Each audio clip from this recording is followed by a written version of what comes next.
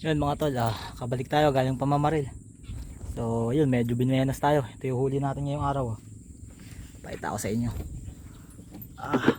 Medyo maganda ang huli natin mga tol.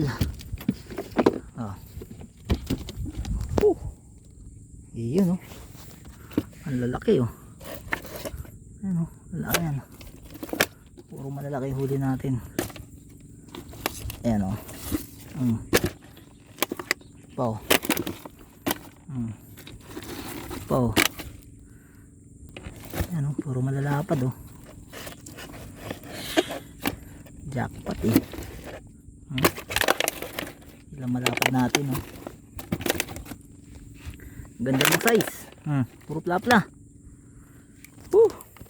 So ayun, thank you. Ayan ang adventure natin ngayong araw, no.